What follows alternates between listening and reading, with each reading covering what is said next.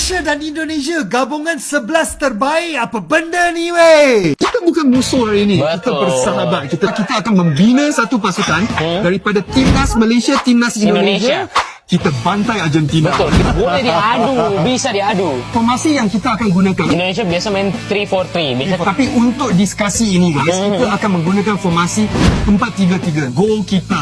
we have the best goalkeepers in Southeast Asia. Martin Pass lah. Martin Pass, okay.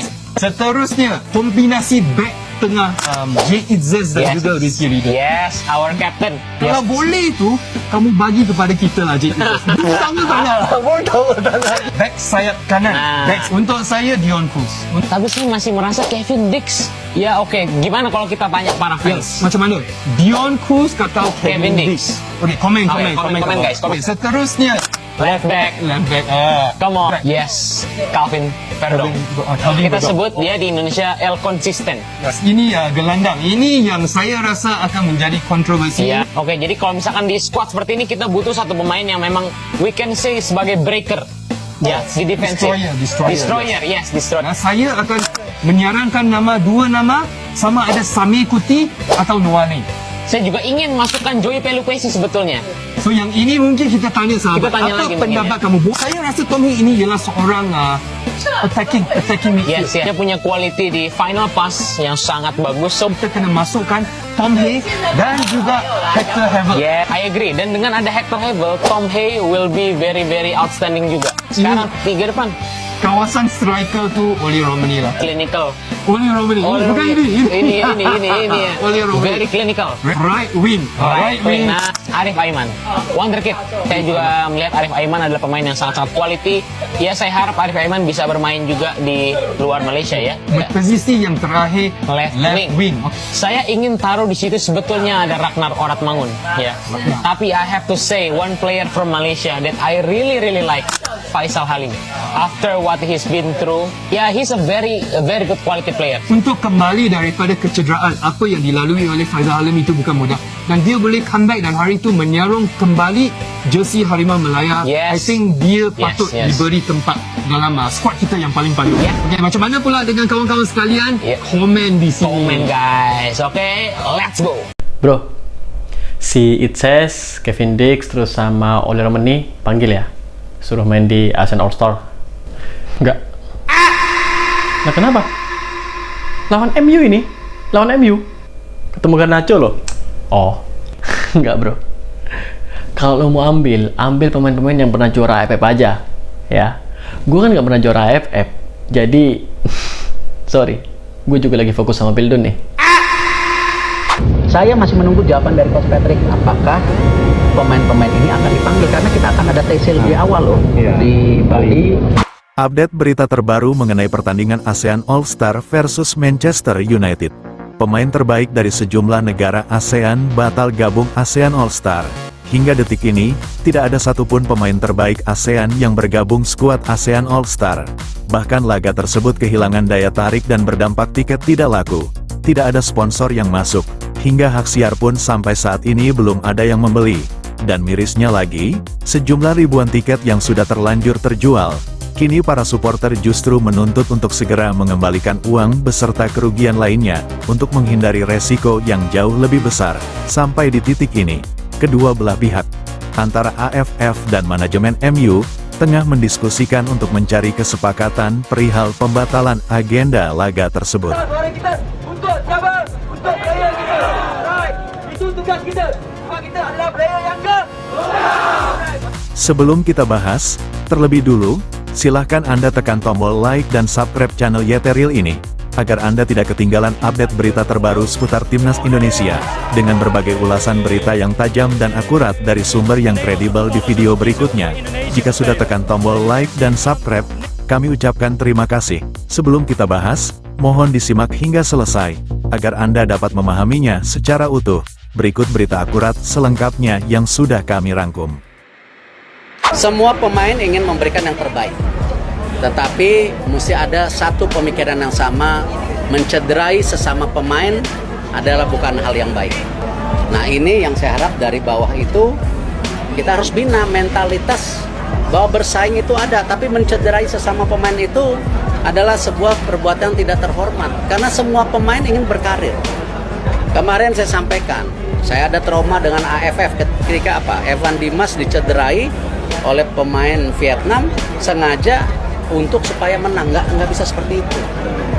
Itu yang saya bilang, di Asia Tenggara pun kita sesama negara Asia Tenggara harus saling menghormati, harus meningkatkan kompetisi. Kalau negara Asia Tenggara mau juga selevel dengan negara Asia lainnya, jangan didominasi Cina, Jepang, Timur Tengah. Update berita terbaru mengenai pertandingan ASEAN All-Star versus Manchester United. Pemain terbaik dari sejumlah negara ASEAN batal gabung ASEAN All-Star. Hingga detik ini, tidak ada satupun pemain terbaik ASEAN yang bergabung skuad ASEAN All-Star. Bahkan laga tersebut kehilangan daya tarik dan berdampak tiket tidak laku. Tidak ada sponsor yang masuk. Hingga hak siar pun sampai saat ini belum ada yang membeli. Dan mirisnya lagi, sejumlah ribuan tiket yang sudah terlanjur terjual. Kini para supporter justru menuntut untuk segera mengembalikan uang beserta kerugian lainnya, untuk menghindari resiko yang jauh lebih besar. Sampai di titik ini, kedua belah pihak, antara AFF dan manajemen MU, tengah mendiskusikan untuk mencari kesepakatan perihal pembatalan agenda laga tersebut. Terlepas dari pembahasan mengenai kesepakatan pembatalan laga uji coba tersebut, sejatinya manajemen MU juga merasa sangat dirugikan. Bagaimana tidak? Jika agenda laga itu dibatalkan, maka secara otomatis nama baik MU justru akan tercoreng dan akan jadi berita hangat di seluruh media dunia. Tentu, hal itu sangatlah merugikan bagi pihak MU. Histori perjalanan klub papan atas dunia justru dipermalukan oleh sejumlah oknum tak profesional dari Asia Tenggara, gara-gara manajemen MU yang dinilai justru dijadikan badut oleh oknum yang tak profesional pihak AFF. Hingga berdampak pada catatan kelam histori manuver bagi karir klub papan atas dunia itu. Amburadulnya agenda laga tersebut justru membuat perjalanan MU masuk daftar hitam yang memalukan. Bisa-bisanya klub sekelas MU yang sudah malang melintang di elitnya persaingan klub papan atas dunia, namun justru jadi korban AFF. Tentu hal itu bisa saja terjadi. Bagaimana tidak? Klub papan atas para legenda sepak bola dunia sekelas Manchester United, dibuat selayaknya mainan oleh para oknum yang tidak profesional. Jika itu terjadi, tentu, pihak MU akan merasa seolah sedang dipermainkan, tak hanya sekedar jadi badut yang akan disorot media dunia. Bahkan, sebab pengambilan keputusan yang salah dari pihak MU, mereka seolah langsung menerima tawaran FAM dan AFF tersebut, tanpa mempertimbangkan banyak faktor lain. Gara-gara kesalahan itu, kini MU justru semakin terlihat sedang krisis finansial. Bisa diibaratkan dengan istilah ini, disuruh kerja apapun oke, asalkan menghasilkan cuan. Itulah kalimat yang nampaknya selaras dan sedang terjadi pada MU. Tak hanya itu saja, saat ini ofisial MU juga tengah terjebak dalam lingkaran carut-marutnya manajemen FAM yang berkolaborasi bersama AFF. Namun jika laga itu tetap dipaksakan, justru akan menimbulkan masalah baru serta kerugian yang jauh lebih besar. Sebetulnya, kalaupun laga tersebut dibatalkan sepihak dari pihak AFF, maka pihak MU akan mendapatkan kucuran dana. Hal itu dikarenakan denda penalti dari pihak AFF. Dan itu tidak berlaku bagi sebaliknya. Sebab, MU merupakan pihak yang berstatus tamu undangan. Namun jika kesepakatan pembatalan itu disetujui oleh kedua belah pihak, maka keduanya setidaknya terhindar dari potensi kerugian yang lebih besar. Terlepas dari carut-marutnya masalah manajemen internal hingga eksternal yang sedang terjadi di tubuh AFF beserta anggotanya, membuat MU seolah dibuat pasrah dan bingung harus bagaimana cara menyikapi agenda yang disebut gagal total tersebut. Di sisi lain, MU juga sedang membutuhkan suntikan dana yang cukup besar demi dapat memenuhi standar berbelanja pemain berkualitas di musim panas nanti. Di sisi lain, pihak MU sebetulnya juga menyadari, mereka sedang dalam resiko menghadapi perlawanan barbar para pemain seadanya dari pihak ASEAN, yang semula akan bawa pemain terbaik ASEAN. Kini ASEAN All-Star justru diisi dengan pemain seadanya.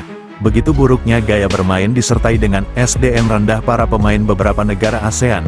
Hal itu tentu sangat beresiko tinggi bagi MU, yang mana sesuatu yang tadi inginkan itu bisa terjadi saat melawan para pemain ASEAN yang tak memiliki kapasitas internasional. Potensi cedera tentu saja sangat mungkin terjadi bagi para pemain inti MU. Dengan situasi maju salah, mundur pun juga salah, tentu hal tersebut sangatlah merugikan pihak MU. Apalagi kini MU tengah dalam penurunan perform di Premier League. Bukan sekedar pertandingan uji coba, ini juga menyangkut soal nama baik Asia Tenggara dan klub besar sekelas MU. Mereka seolah justru mempermalukan diri mereka sendiri, gara-gara keputusan oknum yang tak profesional yang justru berujung fatal. Hingga di titik ini, pihak AFF bersama MU tengah dalam situasi terjebak. Maju salah, mundur pun juga salah. Bahkan, hingga detik ini, pihak PSSI masih dibuat terkejut dengan adanya agenda yang bahkan PSSI sendiri tidak mengetahuinya. Dan konyolnya lagi, agenda yang melibatkan seluruh negara ASEAN itu, justru hanya disetujui oleh pihak tertentu. Bahkan keputusan itu terkesan dadakan dan terlalu dipaksakan, namun dengan cara sepihak, tanpa ada undangan duduk bersama untuk melakukan musyawarah terlebih dahulu, demi mencapai persetujuan bersama. Andai agenda laga besar yang dinilai tak profesional itu dipaksakan akan tetap digelar, maka pihak MU akan semakin dihantui perasaan penuh kekhawatiran badai cedera para pemainnya. Sebab, tak ada satupun pemain berkualitas yang dikirim federasi tiap negara AFF ke ASEAN All-Star. Tentu dengan menghadapi para pemain amatir level Asia Tenggara, hal itu akan sangat merugikan pihak MU. Mereka seolah dihantui rasa ketakutan akan sejumlah pemainnya yang akan dibuat cedera oleh para pemain amatir ASEAN. Namun jika batal digelar, itu artinya, pihak MU gagal mendapatkan suntikan dana dengan nilai yang signifikan. Begitupun bagi pihak AFF. Jika tetap nekat memaksakan diri menggelar laga itu, maka potensi dampak kerugian akan semakin besar. Namun, jika kedua belah pihak menemui kesepakatan untuk membatalkan, dengan sejumlah alasan dan sejumlah faktor yang memang tidak memungkinkan, maka potensi kerugian bagi keduanya tidak akan berdampak lebih besar hingga merembet ke sisi lain. Dan alternatif pilihan terbaiknya adalah, memang sebaiknya agenda tersebut ditunda atau bahkan dibatalkan, sebab banyaknya faktor kerugian di atas yang sangat berpotensi akan merembet ke hal-hal lainnya. Dan kini, keduanya tengah mencari kesepakatan untuk mengambil langkah terbaik bagi semuanya. Sebelum meninggalkan tayangan ini, silakan Anda subscribe channel YT Real ini, agar Anda terus mendapatkan berita perkembangan serta informasi jadwal pertandingan Timnas Indonesia selanjutnya. Sampai jumpa di tayangan berikutnya, bye YT Real.